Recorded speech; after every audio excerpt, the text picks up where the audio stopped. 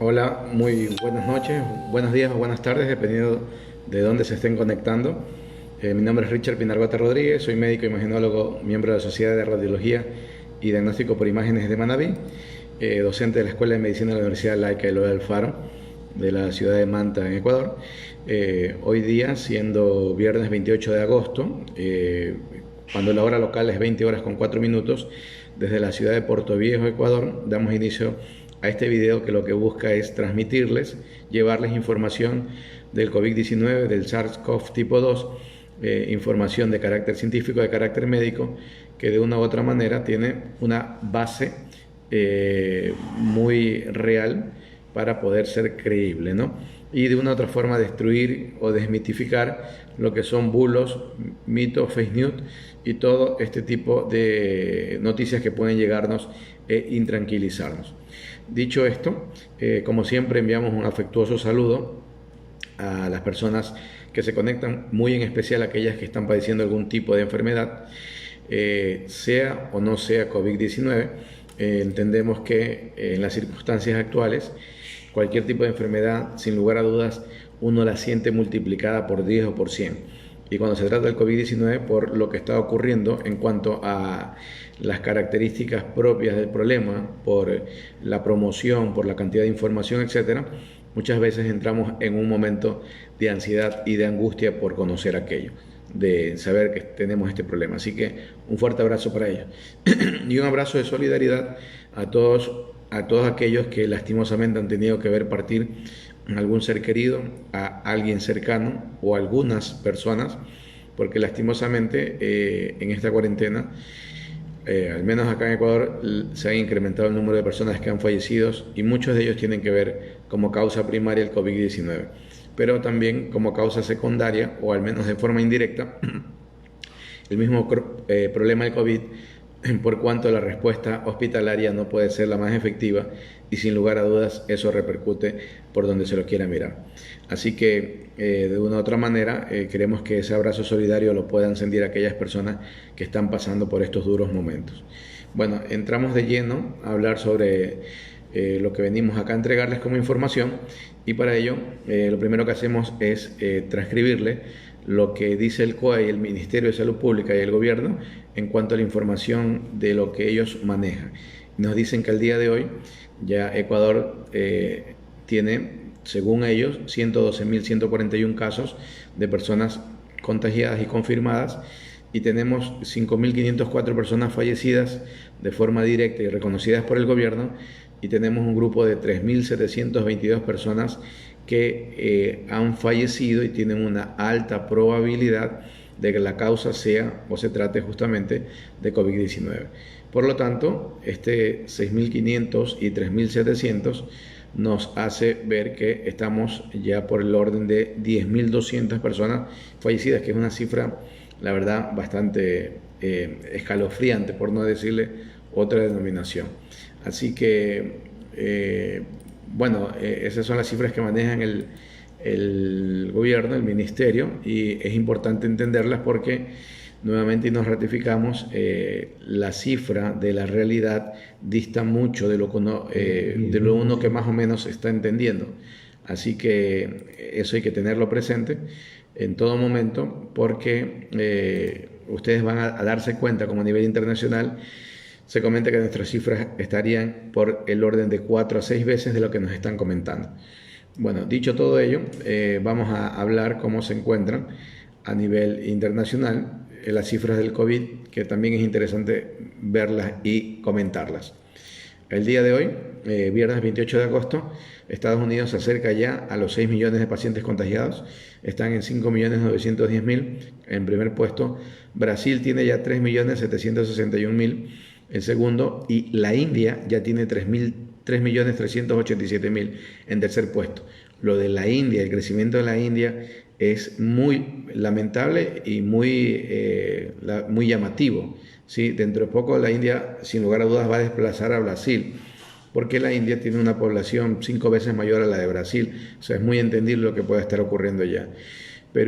Rusia se encuentra en cuarto puesto con 977.000 hacia arriba. Perú con más de 621.000 ya se encuentra en quinto puesto, desplazando a Sudáfrica. Lo de Perú es un acontecimiento a tomarlo también con mucho detalle, porque Perú ha venido creciendo de una forma muy sostenida, y de los países de Sudamérica, si bien es cierto que Brasil está al punto máximo, pero lo de Perú sí ha superado todo esto. Perú y Colombia y Bolivia han sido los países que más han crecido, y ahí en otro grupo viene Argentina también, que ha incrementado considerablemente el número de casos. Sudáfrica está en sexto puesto con más de 620.000. Colombia, que ya superó a México, ojo con el detalle, ¿sí? Está en el séptimo puesto con más de 581.000. México en octavo con más de 579.000. España, que ya superó a Chile, ¿sí? Está noveno con más de 439.000, y Chile décimo con 405.000. Lo de España nuevamente tiene que ver directamente con lo que ha acontecido por parte del gobierno y de la ciudadanía, en conjunción sobre todo con las cámaras industriales y de comercio, que han hecho que se flexibilice de una forma bastante extrema lo de España. Y yo creo que esto es una de las principales causas por la cual España, que hace unos 2 semanas atrás la teníamos en puesto 12, ya haya desplazado a Chile del puesto 9 y se encuentra en ese puesto. Argentina sí se está acercando de una forma bastante intensa a Chile y está ya en el puesto 11 con 380.000 casos. Lo de Argentina también tiene que ver mucho con la flexibilidad que han dado algunas provincias, donde se ha notado claramente el crecimiento y el repunte que ha tenido el problema. Sí, hay provincias, recuerden que Argentina es un país que está conformada por la unión de provincias, y cada provincia tiene un gobernador que de una u otra manera también toma sus decisiones propias, y dentro del contexto general, por supuesto que el número de casos que se han incrementado, el gobierno va a tomar algunas medidas, pero es muy intensa la cantidad de casos que ha aparecido en Argentina. Irán se encuentra en el puesto 12, Reino Unido en el 13, Arabia Saudita en el 14 y Bangladesh en el 15, ya desplazando a Francia el 16, que tiene 304.000 casos. Pakistán se encuentra en el puesto 17, Turquía en el 18, Italia en el 19 y Alemania desde hace un ratito se encuentra en el puesto 20, con 242.000 casos. Irak se encuentra en el puesto 21, Filipinas en el 22, Indonesia en el 23, Canadá en el 24, Qatar en el 25, Ucrania en el 26, y aquí viene Bolivia, que ya tiene algunos días que nos ha desplazado, al menos en teoría. Recuerden que las cifras que nosotros manejamos tienen mucho sesgo, mucho maquillaje, mucha manipulación, así que no son cifras tan verdaderas como quisiera. Probablemente Bolivia también las tiene, pero sin lugar a dudas me parece que de los países que, al menos en Sudamérica, que más ha maquillado cifras es Ecuador. Bolivia ya en el puesto 27 con 113.000, Ecuador en el puesto 28 con 112.000, casi empatado con Israel en el puesto 29 con 112.000, y Kazajistán en el puesto 30. Lo de Israel también lamentable.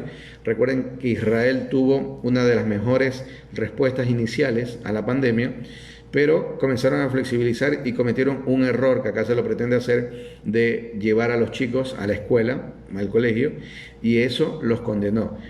Porque si ustedes se fijan en el crecimiento sostenido que tuvo Israel, la verdad que en el mes de marzo-abril prácticamente había llegado a una meseta, que cuando se habló ya el mes de mayo-junio se incrementó abruptamente. Entonces lo de Israel vemos que simplemente está en relación con lo que empezó desde el mes de junio-julio, y que hasta ahora todavía no lo pueden controlar por lo que se ve, ¿no? Y tanto es así que, ya les digo, está por desplazarnos a nosotros, aunque la verdad nosotros no somos un buen referente, porque ustedes saben perfectamente que la cantidad de pacientes que tenemos, sin lugar a dudas, está minimizada, tanto porque no hemos hecho la suficiente cantidad de pruebas, no hemos testeado suficiente, pero sobre todo porque de una u otra manera a mí me parece que el gobierno sí manipula la cifra.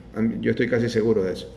En fin, estamos hablando que ya Kazajistán está cerrando en el puesto 30, Egipto en el 31, República Dominicana en el 32, Panamá ya superó a China en el 33 y China en el 34. Lo de Panamá también interesante, porque es interesante en cuanto a negativo, porque Panamá es un país más pequeño que nosotros y ya ha superado a China, ¿sí? Obviamente que ni siquiera hay punto de comparación. Y Omán, que se encuentra detrás de China, tiene 85.005 casos. Rumania tiene 84.000, Suecia 83.000, Kuwait 83.000 y Bélgica 83.000. Y si nos damos cuenta, estos países no será nada extraño que en el transcurso de unos 4 o 5 días puedan superar a China también. Es decir, China, que se inició el problema en el país de ellos y que estuvo por mucho tiempo en primer puesto, como obviamente tendría que ser porque en ellos se desencadenó todo, ya ahora lo tenemos en puesto 34 y con alta probabilidad de llegar a puesto 37 o 38. Nuevamente, cuando las cosas se hacen bien, cuando de una u otra manera se toman las indicaciones que están sirviendo en todas partes del mundo, porque eso es importante mencionar, o sea, acá cuando hablamos, cuando comentamos, ustedes se dan cuenta que nosotros, al menos desde mi punto de vista, desde lo que yo llego, tomo en cuenta las experiencias positivas de otros lados y también las negativas, para extrapolarlas a nuestro medio, pero ni siquiera toman en cuenta lo positivo, ni siquiera toman en cuenta lo negativo. Es más, nosotros hemos servido de ejemplo negativo para muchos otros países y es lamentable porque la verdad es un penoso puesto que estamos ocupando y para que ese puesto lo tengamos tenemos que dar a cambio vidas humanas y eso sí es extremadamente lamentable. Bueno, ese es el panorama mundial. Y miren la parte de letalidad, cómo se está generando acá. Estados Unidos, cuando ya superaron 5.900.000, tenían más de 181.704 fallecidos. Brasil, con más de 3.800.000, 119.504. Perú, con 621.000, tienen 28.277. Colombia, con más de 581.000, tienen 18.467. México, con 579.000, tiene 62.594. Es una cifra, la verdad, bastante escalofriante también. Lo de México, en cuanto a sus fallecidos, una tasa de letalidad muy alta, la verdad. Sí, pero bueno, al menos ellos tienen el consuelo que ahora en septiembre comienzan estudios de fase 3 de la vacuna rusa del Sputnik 5 y al menos con eso también, y junto con la otra vacuna que la van a comenzar a implementar y a producir junto a Argentina, la del laboratorio AstraZeneca, al menos están dando la posibilidad de poder actuar mucho más rápido en lo que se refiere a vacunación. Tienen una población importante, pero lo de la letalidad es muy llamativo. Chile, con 405.000, tiene 11.132 fallecidos. Argentina, con 392.000, tiene 8.271. Bolivia, con 113.000, tiene 4.791. Nosotros estaríamos ahí con 112.000, con alrededor de 10.000 pacientes fallecidos.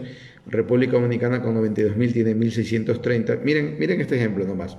Nosotros tenemos 112.000 y tenemos alrededor de 10.200 fallecidos. República Dominicana tiene 92.000. Vamos a suponer y hacer como una especie de regla de 3. Vamos a suponer que tuviera los 112.000, pero no superaría los 2.000 pacientes fallecidos. 2.000 para nosotros que tenemos 10.000. Entonces allí también se ve la mano y la intervención del gobierno, de las autoridades de salud y también de la población de una u otra manera, ¿no? Panamá, con más de 89.000, tiene 1.948, que está muy similar a lo que es República Dominicana, ¿sí? Venezuela, con 42.000, tiene 358. O sea, Venezuela, teniendo casi la mitad de los pacientes de Panamá, ¿sí? Obviamente no tiene la mitad, tiene la cuarta parte de los pacientes fallecidos. Es decir, que de una u otra manera Venezuela, pese a todo el bloqueo y todo lo que están viviendo ellos, independiente de la parte política, pero al menos la respuesta de salud es interesante. Y voy a tocar el tema de Venezuela porque lo preguntan. Mucha gente dice, bueno, es que son países cerrados, que no hay libertad de expresión, que el otro, como Cuba, Venezuela, Nicaragua, etc. Puede decirse lo que sea, pero en la actualidad, con los dispositivos electrónicos que hay, ¿sí? Y con una cuestión importante que se llama los fallecidos, es muy difícil que se pueda mentir. Y le explico esto. Todo país, sí, tiene de una u otra manera que tener una estadística clara de la gente que fallece. O sea, esa es muy difícil mentir. Te pueden mentir en el número de casos positivos, es probable, sí, pero es muy difícil que se te pueda mentir en el número de fallecidos. Y, por ejemplo, lo pongo a Ecuador. En Ecuador, nosotros supuestamente tenemos 10.200 personas fallecidas, pero no hay concordancia entre los que están registrados en el registro civil de personas fallecidas en estos meses versus los otros años. Si nosotros vemos, hay una diferencia de este año con los otros de 32.000, 33.000 personas fallecidas, ¿sí? Y apenas puedo justificar 10.200. O sea, tengo aproximadamente 20.000 personas que de una u otra manera no tenemos explicación por qué han fallecido. Ya ven, o sea, no puedes ocultar los fallecidos. Y nuevamente, este gobierno, el peor gobierno de la historia, va a tener que enfrentarse dentro de poco a un sinnúmero de demandas, ¿sí? Porque incluso la Organización Mundial de la Salud ha puesto mucha atención hasta para calificar como crimen de lesa humanidad todo lo que tiene que ver con la pandemia. Así que muchas autoridades deberían tener mucho cuidado, deberían tener mucha atención, porque lo que se les viene va a ser lo que nosotros hemos sufrido como pueblo. Sí, va a ser desesperante, angustiante, sí, calamitoso, en fin.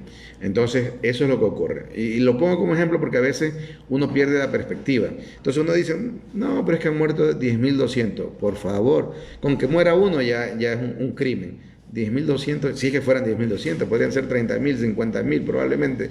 Entonces, por donde se lo vea, es una cuestión que debería encender todas nuestras alarmas. Pero bueno, es para que lo tengan presente. Venezuela, 358 fallecidos. Costa Rica, con 38.000 tiene 407. Paraguay con 15.000 tiene 265. Nicaragua tiene 137 fallecidos. Cuba tiene 92 y Uruguay tiene 43. Estos dos últimos países al menos sí podemos mencionar que se encuentran en una situación de meseta y sí se pueden tomar otras flexibilizaciones, ¿no? Voy a comenzar a leer lo que han escrito porque creo que han escrito mucho, la verdad, y me parece bastante interesante, así que voy a interactuar acá. La señora Diana Mera manda saludos, muchos saludos. Gibson Rodríguez Lor manda a saludar también. Araceli Alcíbar se ha conectado. Leisha Michelle Hernández también. Livia Rosa manda un abrazo desde Nueva York y está mencionándonos que hoy se puede ver. José Roberto Rodríguez Lor, nuestro querido colega, manda a saludar. La abogada Gladys Pinargote está allí. Marcela Cristina Escudero manda un abrazo desde Argentina para nuestro país. Quisiera que me explique cómo se realiza el conteo de la frecuencia respiratoria. Muchas gracias, Dios la bendiga. Lo que pasa es que ella está con familiares que están cursando con COVID. Entonces yo les mencionaba que un dato importante que se altera en los pacientes que comienzan a tener una enfermedad de leve a moderada o incluso grave es que la frecuencia respiratoria se altera. Entonces, ¿qué es la frecuencia respiratoria? Si usted está acostado, descansando, relajado, ¿sí? Usted mire su tórax, su caja torácica, y vea cuándo se expande y cuánto se contrae. Entonces usted ponga un cronómetro y vea un minuto y cuente cuántas veces se contrae, se expande y se contrae. Entonces, en virtud de ello, nosotros podemos contar cuánto ocurre en un minuto. Entonces, hay personas que están teniendo un problema y una de las primeras cosas que se comienza a modificar es la frecuencia respiratoria, que puede llegar a subir, porque normalmente debería estar en 20 y una exageración hasta 25, dependiendo de su rango de edad, etc. Pero por encima de esto, 30, por ejemplo, por minuto, ya está hablando de que está aumentada su frecuencia respiratoria, ¿sí? Tiene una taquipnia que denominamos en la parte médica, y eso ya es un punto que debemos considerar. Otra situación, aunque parezca mentira, la capacidad inspiratoria, la posibilidad de poder usted inspirar profundo y mantener el aire y ver cuántos segundos lo puede mantener, sí, es importante en pacientes normales, o sea, que no tengan problemas de base o que no tengan muchos años, porque lo normal es que al menos resista unos 10-12 segundos hacia arriba. Por ejemplo, yo cuando lo hago, resisto, que bueno, no me he contagiado ni nada hasta ahora, Dios mediante, resisto entre 18 y 20 segundos, pero yo he tenido pacientes que aparentemente consideraban ellos que tenían y pueden resistir hasta 30. Tuve un paciente que me dijo, doctor, yo aguanté 44 segundos. Yo dije, no, pues con 44 usted puede ir hasta practicar buceo, o sea, no hay ningún problema. Increíble, 44. Y hay gente que podría resistir más. Los que practican buceos de profundidad, hay gente que puede soportar hasta 2, 3 minutos, ¿sí? Incluso creo que hasta más. Sí, entonces, claro, yo en 20 segundos ya estoy desesperado allí, pero es una opción que hay. Y lo ideal sería tener un saturómetro en casa para ver la saturación de oxígeno, porque lo que sí está demostrado que el COVID-19 produce es lo que se llama la hipoxia feliz. La hipoxia feliz, que no es más que otra cosa, que es la disminución de la cantidad de oxígeno en la sangre, eso se llama la saturación de oxígeno, por debajo de rangos que son fisiológicamente aceptables. Me explico de otra manera. Si se ha dado cuenta que a veces hay gente que no come, no desayuna, ¿sí? Y puede entrar y hace lo que se llama hipoglicemia, o sea, se disminuye tanto el azúcar que el cerebro, para protegerse, se desconecta y usted se desmaya. Pues bueno, en el COVID-19 está demostrado que se produce la hipoxemia feliz, o sea, comienza a descender el nivel de saturación de oxígeno. Usted no lo siente, aparentemente está bien, pero comienza a hacer algún tipo de actividad y se restringe tanto aquello que puede hasta desmayarse. Y por eso hemos visto lo que ha ocurrido con muchos pacientes que caminaban tranquilamente y de pronto se desmayaban, de pronto les pasaba algo, justamente por esto. La hipoxemia feliz del COVID-19 ya está demostrado, ya está comprobado, y era algo que en marzo ni se nos ocurría siquiera. Pero miren, tuvimos que llegar hasta julio, bueno, finales de julio y agosto, para hablar de este tema con tranquilidad. Noé García se ha conectado, el doctor Daniel Alarcón también está por acá, manda saludos, muchos saludos al doctor. Él es oncólogo de Solca, un baluarte y una persona muy destacada allí, y la verdad también está muy presto para atender a sus pacientes en la parte oncológica. Y obviamente con esto del COVID me imagino que es doble trabajo, porque sin lugar a dudas de los pacientes que más se estresan es un paciente que tiene cáncer. Pero según estuve hablando con oncólogos, creo que con el doctor Daniel o alguien más, me parece que el doctor Miguel Cedeño, otro oncólogo de Solca, me decía que a buena hora que la tasa de afectación, no miento, con el doctor Aarón Bello, cirujano oncólogo, que en cuanto a las personas, los pacientes oncológicos que se pueden llegar a contagiar de COVID-19, ¿sí? No suelen llegar a presentar normalmente una enfermedad severa, que es un dato importante, ¿eh? Digo, porque ya de por sí sufrir con un problema que obviamente a uno lo afecta en todo sentido, desde la psiquis a lo que sea, que se llama cáncer, y encima estar padeciendo cáncer, imagínense esta situación y llegar a tener COVID, como que todo se transforma, ¿no? Pero a buena hora, ya les digo, diera la impresión que al menos el cáncer, ¿sí? No necesariamente tiende a ser una situación muy proclive a producir un daño severo, como si lo sería la obesidad, como si lo sería la diabetes, como si lo sería la hipertensión o como si lo sería la edad, por ejemplo, ¿no? Entonces es un dato importante, y lo vi al doctor Daniel Alarcón conectado y enviando saludos, entonces automáticamente recordé aquello. Javier Mera Vera también está acá, el arquitecto Wilson, Roberto Busquil Lozada también, Raúl Bailón, Andrea Las, Niul Alonso, Eguiguren, Leisha Michelle Hernández, habla de República Dominicana, me dice 32, déjenme ver, que no sé si, no entiendo lo del 32 en República Dominicana, porque en mi cifra al menos que comparto, tengo que hay 92.964 casos positivos y 1.630 personas fallecidas por COVID-19. Bueno, si pudiera enviarnos algo en relación a ello sería interesante. Solange Canaza también se ha unido, Paolo Josué Trejo, Girmor, Alonso Iguren dice, ¿usted qué opina que a partir del 12 de septiembre se vuelva todo a la normalidad? No, yo nunca podría, y creo que, o sea, es más, ustedes mismos podrían entrar a entender esta situación y darse cuenta que sería lamentable donde eso llega a ocurrir. Porque sin lugar a dudas no estaríamos preparados para una respuesta exagerada. A ver, el día de ayer que estaba en una entrevista con los amigos de Hoja de Ruta, que es un canal en Facebook que también ya están transmitiendo en YouTube, se llama Hoja de Ruta, entonces nosotros hacemos en una entrevista los días jueves a las 15 horas, y el día de ayer me preguntaba el periodista, me dice, doctor, yo me he dado cuenta y es la percepción de que antes, cuando alguien entraba a terapia intensiva por COVID-19, era una sentencia de muerte. Y la verdad prácticamente era así. Usted escuchaba que alguien entraba a terapia intensiva y esperaba la noticia de cuándo falleció, nada más. Prácticamente era así. Al menos en nuestro medio era así. Pero por todo lo que ya se conoce ahora, porque recuerden, diciembre, primeros casos, enero ya China da la secuencia genética del virus, lo entrega al mundo, ¿sí? Y en febrero, marzo comenzamos a tener nuestros primeros casos. Pero en todo este tiempo siempre ha sido una enfermedad nueva, una enfermedad que no conocíamos absolutamente nada.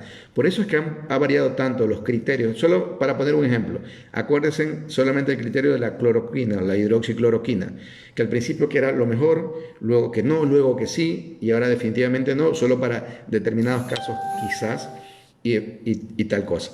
Lo mismo con un sinnúmero de antivirales y que poco a poco fueron desapareciendo.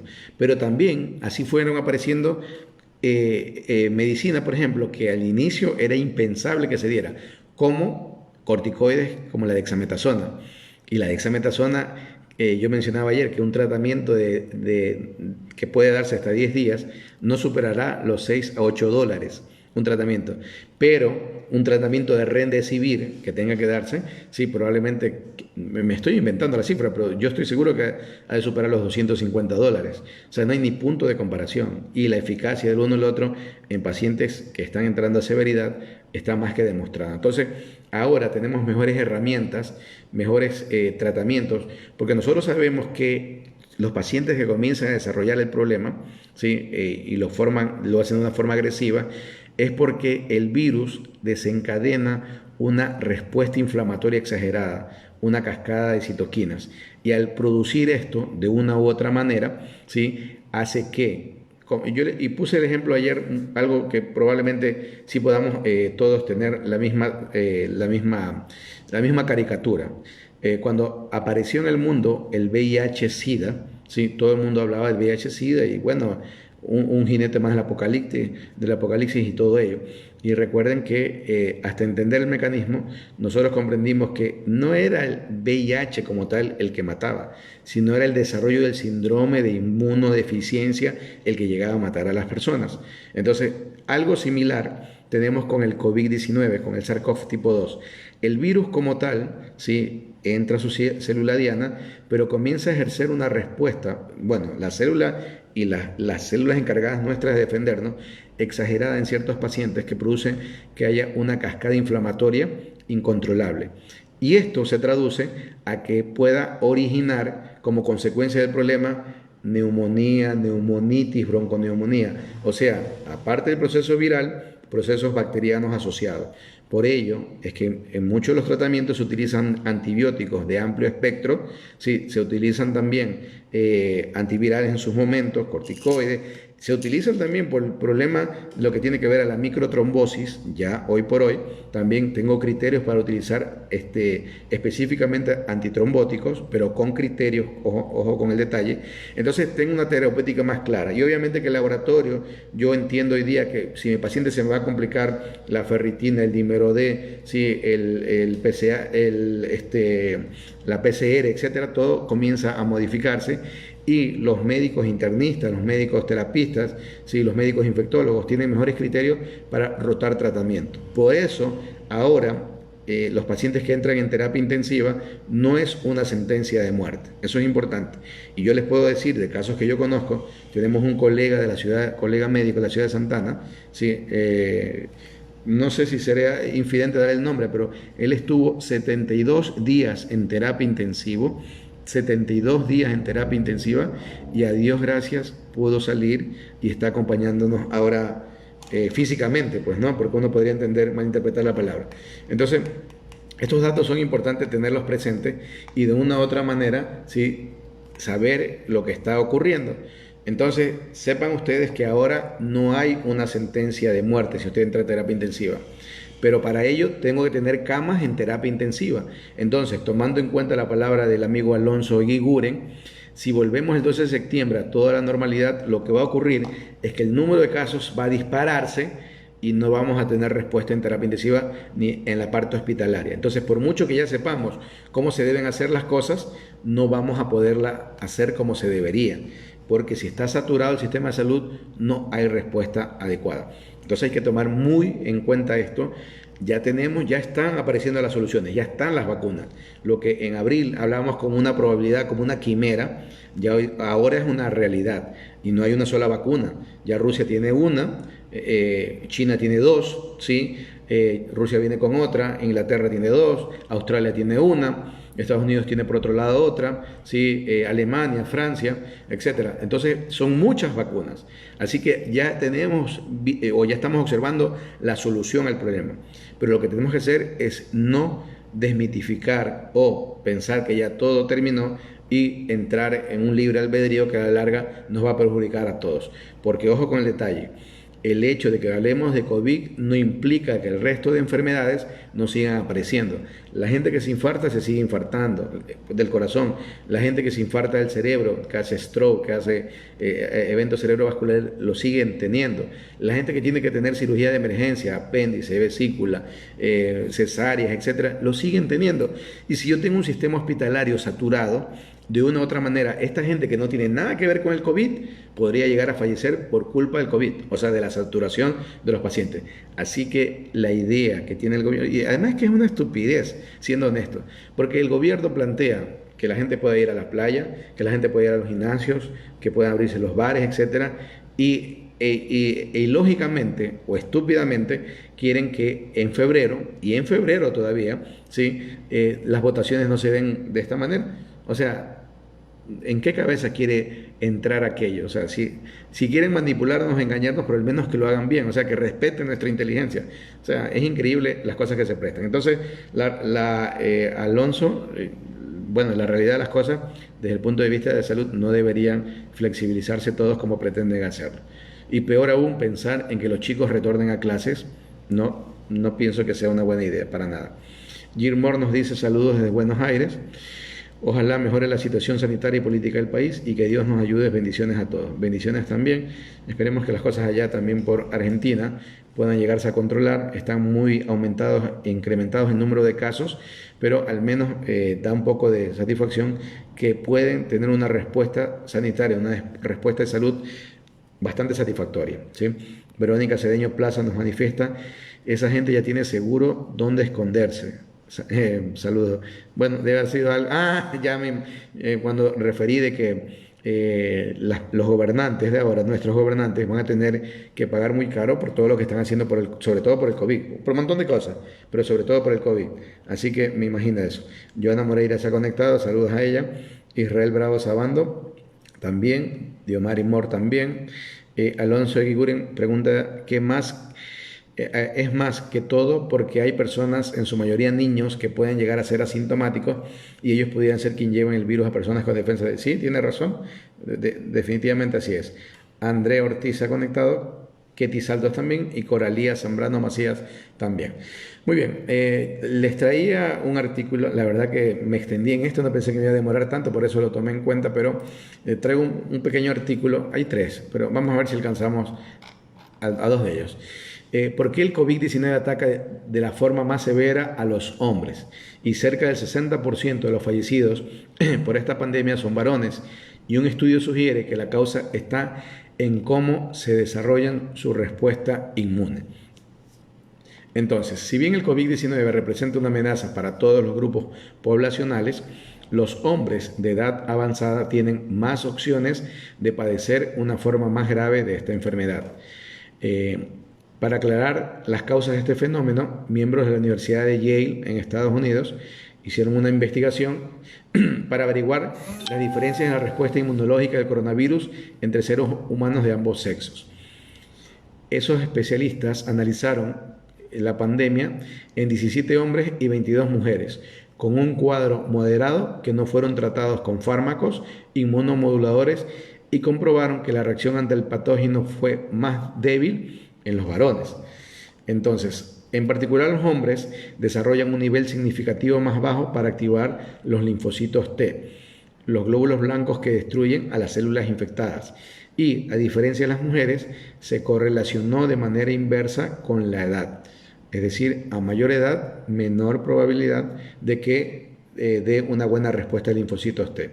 Además presentaron mayor presencia en sangre de las proteínas llamadas citoquinas, que si son demasiadas generan una tormenta que provoca acumulación de líquido en los pulmones, priva al organismo de oxígeno y puede generar un choque, dañar los tejidos y hasta causar un fallo orgánico múltiple que nosotros lo conocemos como una falla multiórgano. En pocas palabras, el hombre, si tiene una respuesta menor de linfocitos T, desarrolla mayor cantidad de citoquinas, y esto si estamos mencionando que la tormenta de citoquinas es una de las grandes culpables de que la gente tenga una afectación severa, moderada, severa, y encima que puedan incluso haber en combinación con esto la posibilidad de microcoágulos a nivel vascular, obviamente entendemos por qué los hombres podrían ser más proclives para todo ello. Los autores indican que los resultados podrían explicar por qué el 60% de fallecidos de la pandemia son hombres. Y la información sugiere los tratamientos para elevar los niveles de linfocitos T y que serían más apropiados para los varones, mientras que para las mujeres les beneficiarían más las terapias para nivelar la activación de citoquinas en las etapas tempranas de infección. Bueno, eso en cuanto a esto, que simplemente complementa en lo que habíamos mencionado justamente con la respuesta allí. Esto salió publicado ya en la revista Nature el 26 de agosto, o sea, hace 2 días. Entonces ustedes pueden encontrarlo allí. Así que los hombres, como por donde se lo miren, más afectados en la pandemia, ¿sí? Y bueno, así nos toca a veces. Se ha unido acá, para no perderme el hilo, Félix Cedeño Vélez, manda saludos desde la capital del plátano, la Puerta de Oro de Manabí, desde la ciudad del Carmen, ¿sí? Y bueno, esperemos que todo esté por allá bastante bien. Rosita Jaramillo Morales dice que Dios bendiga a todos, por supuesto, bendiciones para todos. Muy bien, acá otra noticia, a ver si por la hora creo que sí podríamos hablar rápidamente. Es una noticia del coronavirus en Perú, 5 factores que explican por qué es el país con la mayor tasa de mortalidad entre los más afectados de la pandemia. Perú hasta el momento tiene la tasa de mortalidad del COVID más alta de los 20 países más afectados por el virus, según la Universidad de Johns Hopkins, y acumula 87.53 muertos por cada 100.000 habitantes. Esta medición lo pone delante de países como Estados Unidos, Brasil y México que tiene una cantidad bastante importante. Medios peruanos reportaron que se trataba de una tasa de mortalidad más alta del mundo. Lo primero, deficiencia en el sistema de salud. Y aquí sí es importante entender lo siguiente.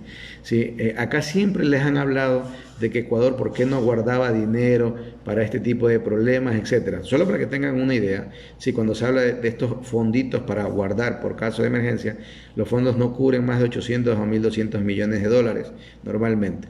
En una de este tipo de pandemia, si Ecuador se hubiera caracterizado por guardar fondos y no se hubieran construido hospitales. Por ejemplo, acá en Puerto Viejo tenemos el Hospital de Especialidades, y ese hospital, que es nuevo, construido desde el 2014, si mal no recuerdo, ¿sí? Está satisfaciendo la demanda de los pacientes que llegan con COVID-19.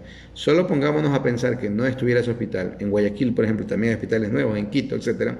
Si no estuvieran esos hospitales, ¿cuánta cantidad de pacientes fallecidos tendríamos ya en este momento en Ecuador?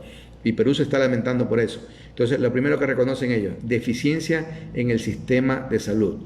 Y ojo, no es que nuestro sistema de salud es deficiente, por si acaso, pero el de ellos todavía mucho más. Y manifiestan.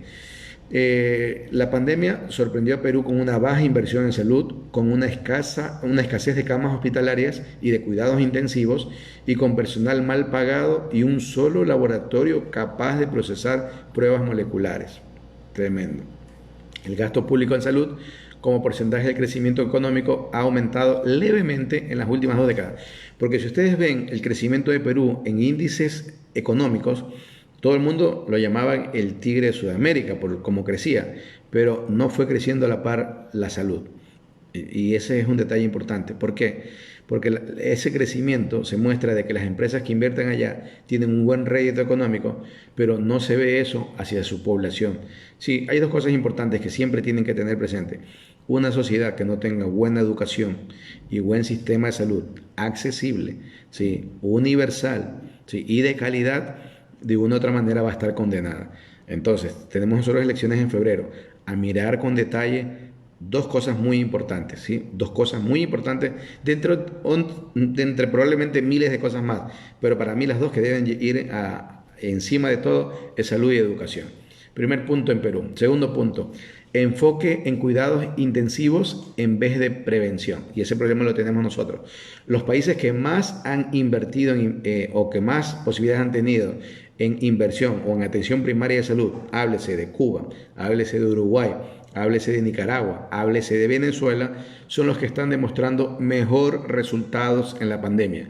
Y esta cuestión simplemente es ver números, nada más, y darse cuenta que si usted no invierte en atención primaria de salud, las consecuencias se van a pagar este tipo de cosas.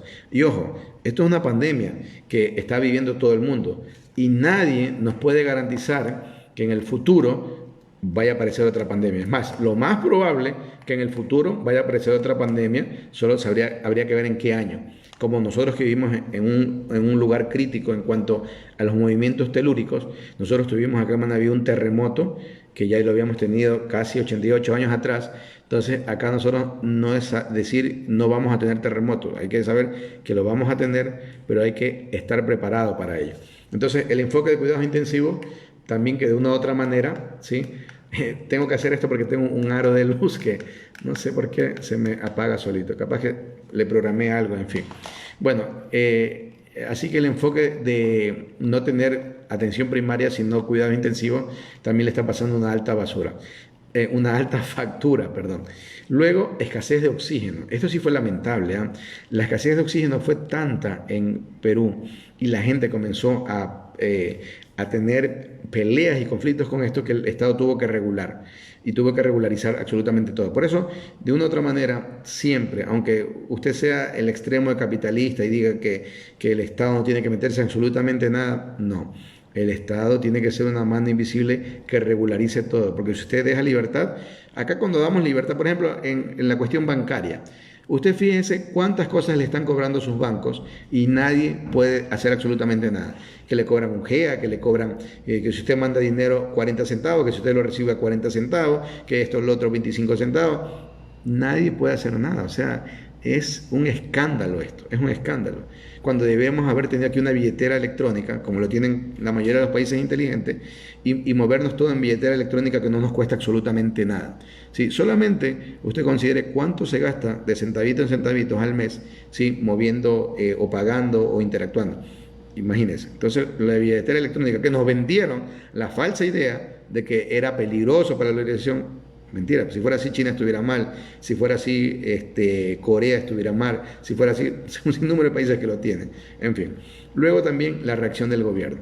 Al inicio de la pandemia, a mediados de marzo, el gobierno reaccionó rápido y decretó una de las cuarentenas más restrictivas de la región y al mismo tiempo destinó entre el 9 al 12% del PIB para ayudar a la gente que hubiera perdido su empleo y a las empresas que se hubieran quedado tal. Pero les faltó una vuelta a la tuerca a estas medidas para adaptar a la realidad peruana, que alrededor del 71% de la población económicamente activa en Perú vive de la economía informal o se desempeña en oficios en los que obtienen sus ingresos del día a día. Como acá también tenemos una población importante económicamente activa que es informal, ¿sí? Y por lo que no podían quedarse en casa y debían salir a trabajar. Y eso originó de que comenzara a haber brotes, porque te ponían a elegir, o bueno, muero por hambre en la casa, por inanición, o muero intentando ver qué puedo rescatar para comer, y tal vez por COVID. Y así se fueron dando las cosas. Y quinto, cumplimiento de restricciones. Los últimos días mucha gente responsabilizó a aquellos peruanos que incumplen las restricciones destinadas a prevenir los contagios. A raíz de que el fin de semana pasado 13 personas murieron y otras 6 quedaron heridas en una estampida ocurrida en una fiesta clandestina celebrada en Lima. Sí, lamentable ese tipo de cosas que ocurren. Y miren, sí, sobre todo por lo que vi la noticia, habían chicas bien jóvenes que estaban allí. Pero bueno, la situación como a todos lados. Entonces, ese incumplimiento, en pocas palabras, ha hecho que esta tasa de Perú se haya disparado. ¿Sí? Tenía otras cosas más pendientes, van a quedar para el día domingo, porque la verdad, por la hora, ¿sí? Me voy a dilatar demasiado y los voy a cansar en extremo, más de lo que podrían estar. Entonces, yo creo que algunas cosas han quedado claras hoy día, y lo importante también fue haber comentado sobre esta situación de cómo de una u otra manera el COVID, nosotros la parte médica, tenemos mayores herramientas, mayores criterios y mayores formas de tratarlo. Así que ahora la obligación de cada uno de nosotros es protegerse uno y proteger a los suyos, ¿sí?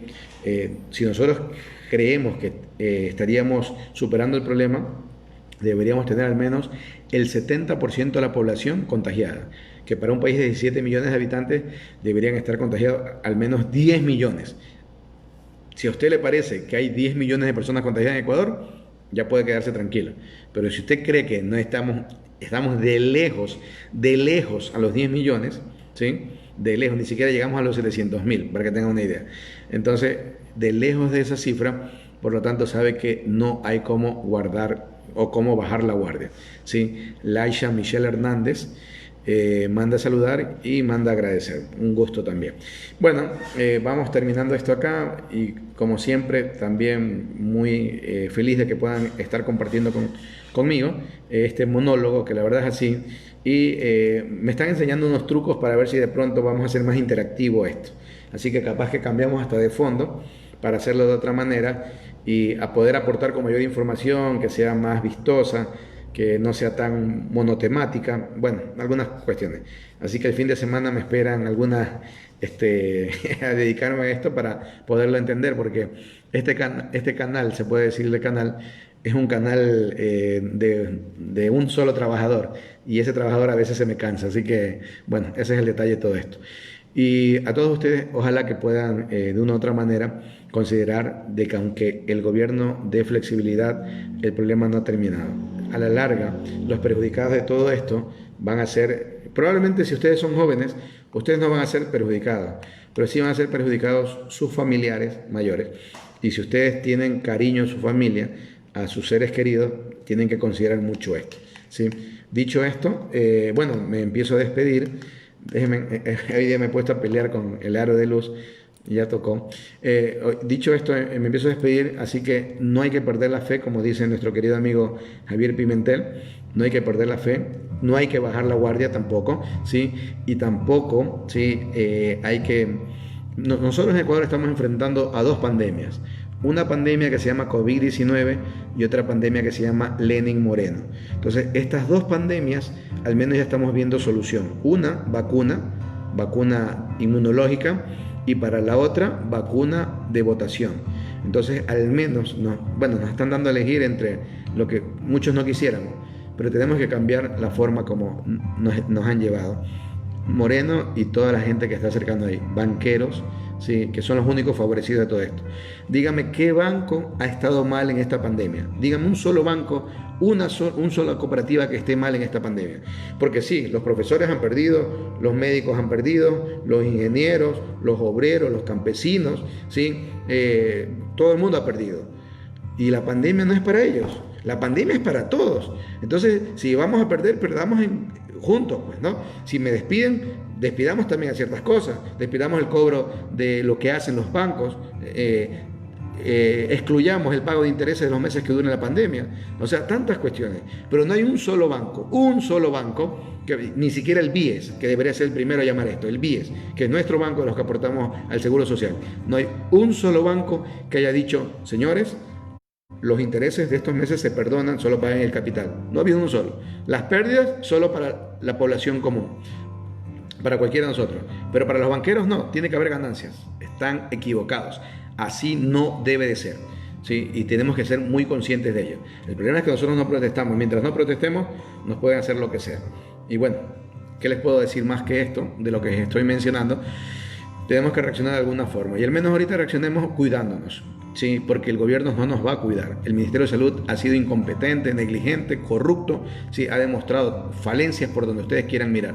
Así que si usted quiere verdaderamente llevar adelante esto, tiene que protegerse. Y este es el peor momento para enfermarse, cuando usted mismo puede provocar la enfermedad, hablando de las enfermedades psicosomáticas. Así que a cuidarse de uno y a cuidar de los suyos, que es la forma en que podemos llegar hasta, al menos considerando enero, poder tener vacunas. Y ojo nuevamente, hay que hacer vedurías ciudadanas, porque al menos en el tema de vacunas, ¿sí? No nos pueden meter gato por liebre y no nos pueden llevar a hacer el negociado de sus vidas. Hay que hacer veedurías ciudadanas, porque hay que ser muy, pero muy ético, y con algo que nos ha costado tanto, que va a ser el tema de vacunas, tener al menos la opción de 3, 4 laboratorios diferentes de diferentes países, y el costo más significativo en cuanto a lo mínimo para nosotros, demostrando la efectividad de la vacuna, la confianza de la vacuna, ¿sí? Y la seguridad de las personas que se lo ponen. Así que sí se debería organizar una veeduría ciudadana para el tema de las vacunas. Ojo con ese detalle. Listo. Que tengan un resto de la noche de viernes muy bien, que la pasen de lo mejor. Para los creyentes, muchas bendiciones, y para el resto de ustedes, muy buena vibra. Un buen fin de semana. Esta noche de viernes, al menos péguense un cafecito, péguense un té, si tienen alguna otra situación que les agrade, hasta puede ser un vaso de vino, hasta puede ser una pequeña cervecita si tuvieran la posibilidad, y tomando eso intenten olvidarse de todos los problemas que puedan tener. Tienen que darle un momento de respiro a su cerebro, tienen que darle un momento de respiro a su alma, porque si no, esto nos puede llevar a problemas peores. Así que en virtud de ello, ojalá que puedan llevar un resto de la noche de la mejor manera. Y si Dios lo permite, el día domingo estaremos por acá. Cuídense mucho y bueno, ya saben, por acá siempre felices de poder contar con ustedes. Chao, chao.